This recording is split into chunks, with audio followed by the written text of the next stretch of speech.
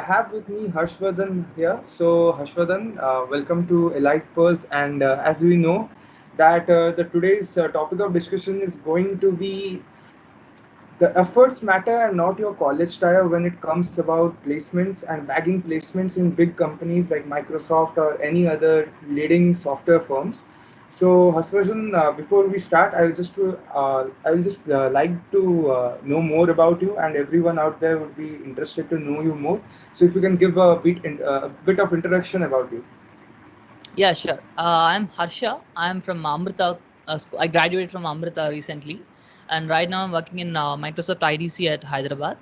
So, talking about me, I'm more kind of into research in my college stage, and over there I worked on ambience intelligence. I'm currently working on a paper on that. So, so that's it. That's pretty much out of me. I used to conduct sessions with at my college as well, and it's good to know that people out like you are reaching out to help others. That's actually a nice initiative, and we say that we come across LinkedIn such people who are of similar mentality regarding how to help others and how to build a community out there. So it was great connecting with you and leading to this session today. So first of all, I would like to know that is it like you got a full-time opportunity out there, or it was an internship that converted into a PPO at Microsoft? Yeah. So basically, it's an all India wide program which Microsoft has at every year. Like it's a frequency of an year. That's called as TechSet Go.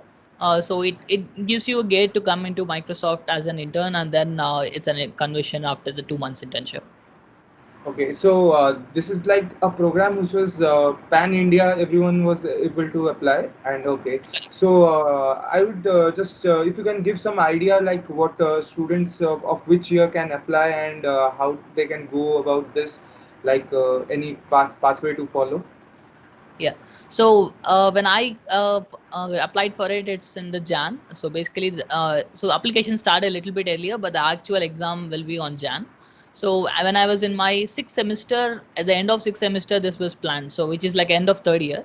So at that time, you have to fill out an application, and there will be an online competition, a coding round.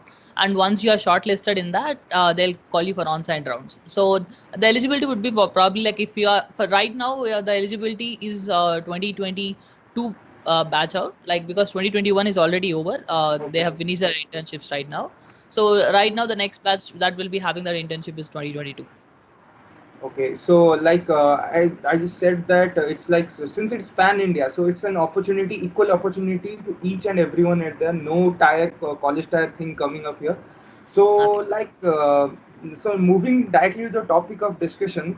So like there's a mentality among people out there, or like you can say that is it's a kind of social stigma according to me because everything is related to society out there because everyone wants to bag a like seat at IIT or NIT or any other top tier college just to get a good salary out there, and they forget that salaries doesn't depend upon our college tier. To bring awareness about, I would like to have your viewpoint on this matter actually. Yeah. So let me start by saying that I myself have worked for IIT and NIT like any other. So I am from Andhra. So I am from the Narayana Chaitanya Academy. Like that you see in Andhra Pradesh there is always this zeal for IITs and NITs, and I am out from there. So basically from class six also I was trying for IITs and NITs, and I didn't end up there, but I still now have no regrets of joining Amrita whatsoever. It's a beautiful campus. So when I say that, when you say that, sorry, when you say that the tie doesn't matter and efforts matter, I will definitely second that because a tire might give you a small edge when opening up new opportunities. But but for any big MNC for that matter, they always have one or the other program which will help you to get into them. So basically, you have to understand the fact that employees are the assets to a company. So it doesn't matter from where you're coming. If you're getting value to the company, that they still consider you as a good asset. But the thing is, the opportunity to showcase yourself, to tell that, Array, this is I am this, and I can add this value to your company, and I can contribute in this way. For that, tire might be a small influence, but then there are several ways in which you can overcome that. So tire, but this talk doesn't necessarily mean to degrade IITs and NITs Yeah, yeah. because IITs and NITs, they haven't gone just like that, man. They have got their own struggle backing up, and they have done their own thing, and now they are reaping their fruits of hard work. So there is nothing against IITs and NITs, but then what I would say is if you're not into IITs and NITs, that's not the end. So it's Yeah. not done yet. So once you start putting up your efforts, there are companies which will themselves reach out to you for opportunities. So these Tech at Goes and such things are a nationwide pan India program, so that it makes their job simple to filter out that. So they know that there could be various reasons you couldn't get into IIT or NIT, or it's your personal preference.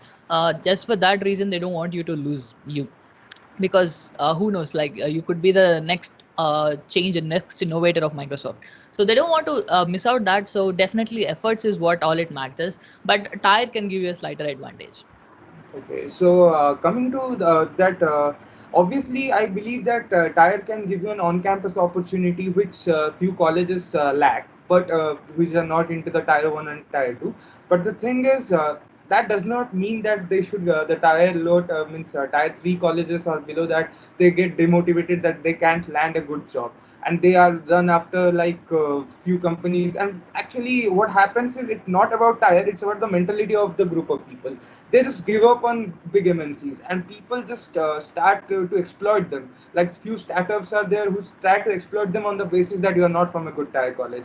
So that's the thing we want to bring up, that always we should hope high for like a good job and a good MNC, irrespective of which college we belong. And if you can now give them a suggestion like how to prepare for like what is the Microsoft's program you talked about, or any other such program that exists, what should be the preparation strategy if someone is in like end of first year, or the second year begins, if he is in the beginning of second year, what should be his preparation strategy if he Yes. wants to crack? Uh, Yeah. so any college will have in first year, may they'll have some basics of it. Like more of all, it will be like the same kind of structure for everyone. So at the end of at the end of first year or the start of second year, basically they'll be introduced probably to data structures. One thing I'm sure is that tier three colleges, I am not sure about all the colleges, but at least some of the colleges lack good faculty. So they can't totally rely on the faculty. They are there, but they are not actually making a difference by being there. So what I would ask them to do is, there are a lot of channels, YouTube channels.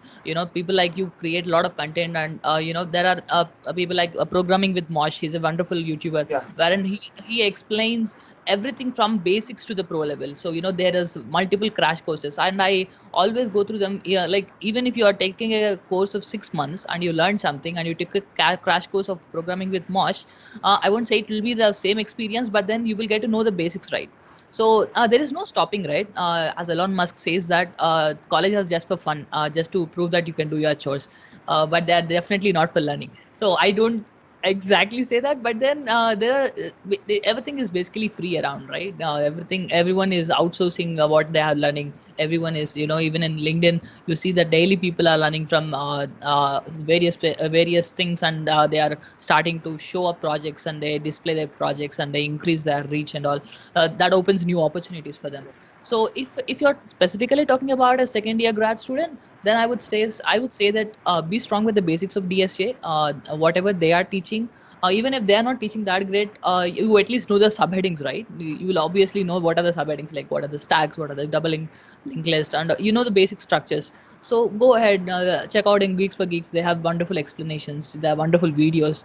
Everyone wants to create content nowadays, and everyone wants to create wonderful content which helps others. So leverage that. You can learn. There is no stopping to learning anything. So one thing I would recommend is just go ahead and start with the basics and have a strong understanding why you are using it. So if someone asks you to use a stack, understand why is he asking you to use a stack. So I'm not a kind of person which will tell you to go ahead and do 8 hours of coding per day or something like that. So what I would say is, even if you're doing like 1 hour per day, even that is fine. But then whatever you're doing is, you should know the crux of it. You should know that I'm learning this. So why am I learning this? They should know the reasoning behind why they're doing it. So that it doesn't help you on directly at that time, because obviously the teacher might get angry on you because you're asking too many questions. But I'm not necessarily asking you to irritate her. But then what I'm saying is, have clarity on what you are doing. You can Google them, and then you just figure out. Because once your data structures course is done, you'll have a next course coming up saying as DAA, data like analysis of algorithms. So at that time you will be able to connect backwards, and you will understand that okay, this is the data structure I have to use in this algorithm, and because this gives me the optimal approach. So that thing will definitely help. So that is my and also don't take it too much at a time. Go Yeah. one step at a time, don't think too much too far. Yeah. And as you said that you had done your internship at Microsoft, that how is the experience? Everyone, they may get motivated after knowing your experience at Microsoft to definitely bag a job there or bag an internship there. Yeah. Okay. If you want to start with the perks, then I'm in for it. For my I was like, when did I go? At the end of my third year, I went for the internship. So it was all reimbursed, like the to and fro and of it, and also I am talking about the perks. I'll talk about the learning later. Yeah. You start over there, and then they give you accommodation for the entire 2 months in a four-star hotel, and then they give you 80K per month as stipend. So there are various things, and that 80K is not like, I'm just giving you a rough idea of how much it is, but it'll be around that. So what I'm saying is that's the perk part, but the learning part is most important. Once you get into a MNC like Microsoft, you will get to know about the scale of problems that you're solving. So you will get to know that I am making this small piece of code which will reach out to millions tomorrow. So when you have that, that the satisfaction of your work will multiply for sure. So what I would my experience in a nutshell is very great, that in my college, if I have to do a project, all I have to think about is functionality. I would never think about scalability, because probably I am using it and a couple of others will be using it. But when I start to work in an MNC, then scalability comes in, and people are very much into parallelism and threading. So they, and also when parallelism and threading comes in, there are synchronization problems. So all these kind of problems which we come across, and I personally worked on a graph problem. So that's the reason I say that DSA doesn't end just at at the interview, but then even after that also it will help you a lot, the logics. So at my job also, I used to the main part of it is to solve a graph problem, optimization of a graph. So it was very wonderful, and I have got like numerous Microsoft employees helping me out, understanding what the problem is and how I can overcome it and suggesting. It's a overall a very good learning experience. So another thing is that once you definitely get an internship out there, what is the like the conversion rate of you are getting a PPO out there? So is it like Yeah, for see, sure? yeah, Microsoft doesn't Microsoft or any for that matter, they don't have a number in place. So if you see at my place, at the start of our internship, we have been told that it is not comparison, like they don't compare you with others, they just compare you against a benchmark that they have set for themselves. So they have an expectation out of you, and you have to exceed that, and then you are in. So it's not like if there are two employees, like two interns, and whoever performs the better gets the job, or they doesn't have in mind that I have to get 500 interns this year, so I'll be recruiting 600 and I'll select 500. So it's not like that, but typically we will get to know the analysis, right? So it's around 90% of conversion rate. So it's a very good conversion rate at my time, but this year it was a bit low, but it was still okay. So yeah, since this thing like it's not only about Microsoft, and about other companies also. So do you know, or you can suggest any other programs for other software companies so that students can actually take a look at it and obviously apply for them, or any FT opportunities out there, off-campus opportunities? Yeah. Okay. Coming to Cisco. For Cisco, I have seen that they have a hackathon kind of thing, wherein they get in, and they ask you to just get the ideas. I think it's called Innovator Challenge or something. You can look out for their careers portal. Over there, you like my friends have got in my Cisco due to that. So there's a hackathon, and you go over there, present your idea, they pick up you up, and they have instant interview, and they'll roll out an offer for you. So for Cisco, it is that way. There are several companies, like if you say if it's for Google, I'm not very sure if they're like, obviously the GSOC and all is for that will add your profile value. Um, I'm sure that they have their own internship programs. But when I come to Microsoft, because that was I was looking out for, so I know much about that. So for Microsoft, there is Microsoft Engage program, which is for mentorship. So what they do is you apply for it, and then they will assign, if your resume is shortlisted, they will assign a mentor for you from Microsoft, and then they'll give you a project to work on, a small project. It's not like an actual Microsoft project, a project, and they'll mentor you on how you are doing it, and they'll see your assess your skills, and they'll have an interview, and they'll pull you in. So that is one way to get into Microsoft. The second way is MIP, Microsoft Internship Program, wherein which is what I am telling you right now, that this a nationwide program which will where some people from any college can just sign up, and they can give their online coding round, and on-site interviews will be there, and there'll be an internship, and then there is a conversion. And third is a general one, which is the college hiring. If Microsoft comes to your college, then that's the third thing. And in Standard that or case, it will be mostly direct FT if okay. it's And as you said about the Microsoft mentorship program, it is also applicable to Pan India, right? Everyone can apply to it, or it's like yeah, okay. uh, I'll let you know, but I am not sure because my college had an opportunity for it, so they have applied it. But I hope that it is for our Pan India. Okay. So, any other suggestions as we tend to end this with a good note? I just want any suggestion for the youth out there so that they get their dreams done and aspire higher. So, Yeah. So okay. So let me tell you two examples of LinkedIn. Like in LinkedIn, I have met two people, who is Tanay Pratap and Akshay Saini. I don't know if you have come across them, but I then have, yeah, yeah. I have come So Akshay across. Saini is right now in Uber, and Tanay Pratap is in Microsoft. So those two are kind of like my ideals on LinkedIn. There are several other people who I follow, like Viber Sinistry and all that. But then these two people stand out for me because they are actively contributing to to the community, and they're giving out back. So I'm or what I have to say to the students, like who is viewing this video, is that leverage LinkedIn as a platform, and there are tons of resources that you can get it for free. So if you go to his channel, like I guess Akshay Saini and Tanay both have their own YouTube channels, and wherein Yeah, they they have. where they tell it from like like it's like a 5-year-old man. Like they will start with scratch, and they will build you up. So basically, I have started my own channel just by seeing them. So it's not to a scale of theirs, but then I have just started like a week or so back. So I also wish to create content. So always see that there are opportunities out there, and be concentrate. And what I have to say is that concentrate on DSA, and have good projects which will back up and add credibility to your resume, and have maintain a good profile. Profile doesn't necessarily mean a single thing. You can have a better GitHub profile, you can have a better resume, and you can have a better LinkedIn profile. Be active on them. Let the community know that you are making a difference, and you are actually learning something every day.